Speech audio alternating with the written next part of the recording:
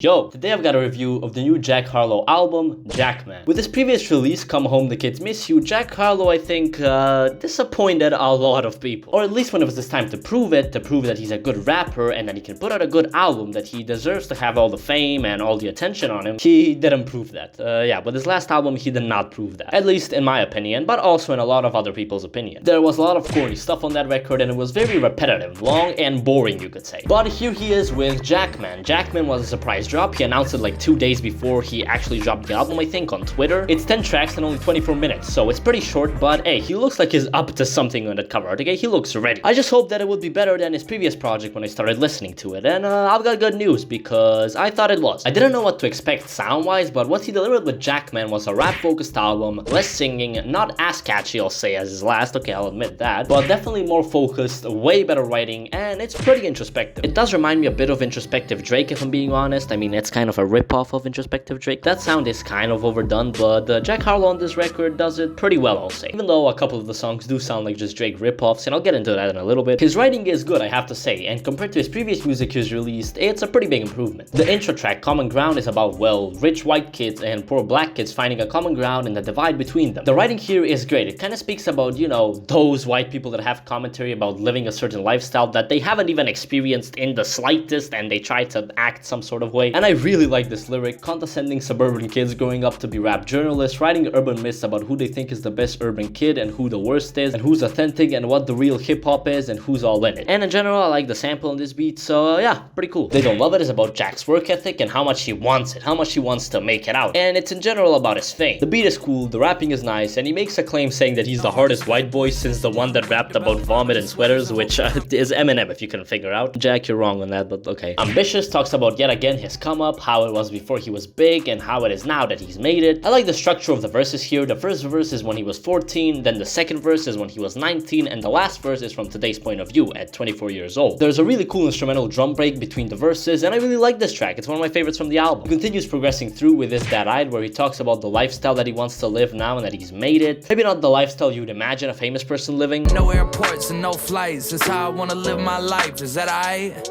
But in general, I think this sounds decent, not bad. It does bite Drake a little bit, and I think Drake would have done it way better, but yeah, it's okay, it's not bad. Gang Gang Gang is a checkpoint on the album. It's kind of something to get you thinking. It's a thought-provoking track, really, and not something that I expected from Jack Harlow, or not a topic that I expected him to talk about. It's about two of his friends, Marcus and Kevin, who are painted as the good kids in this story. Turns out both of them have been arrested, one of them for...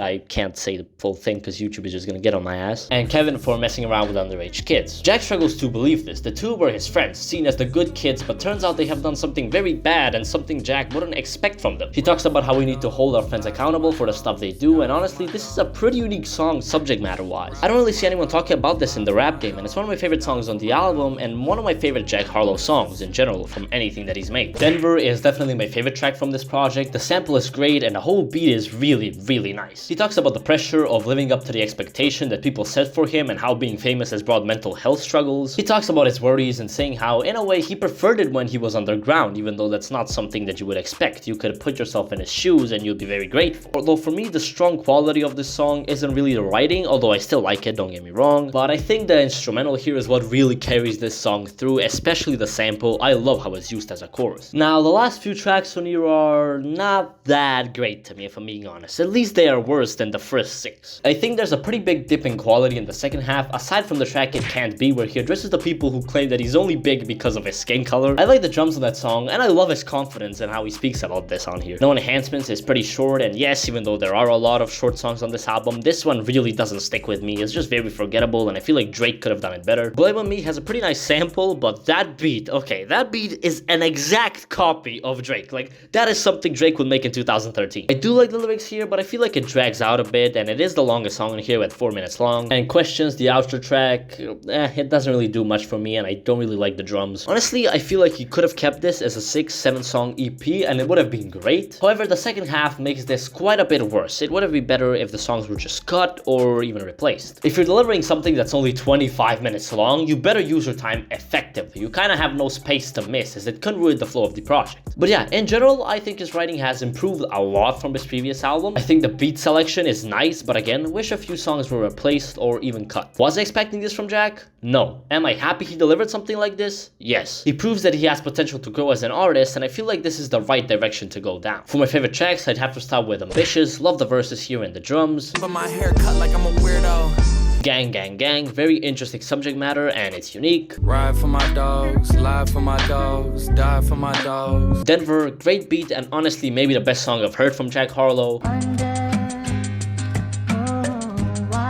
And it can't be. Jack Harlow shines out here and the beat is bouncy. It must be my skin, I can't think of any other reason I win. Jack Harlow improves on Jackman, showing that he has potential to be a great writer. His flows are sharp and overall his contribution here is solid, with a couple of duds on the second half of the record. I'm gonna give this album a very light 7 out of 10. But yeah, that's gonna be it for my review. Tell me what you guys think. If you liked the album, tell me why. If you didn't, also tell me why. I'm looking to hear your guys' opinions. Please make sure you like and subscribe. It will mean so much to me as it helps push my video and my channel into the YouTube algorithm. I also ranked every song on this album, so check it out if you want to. But yeah, I guess I'll see you guys next time.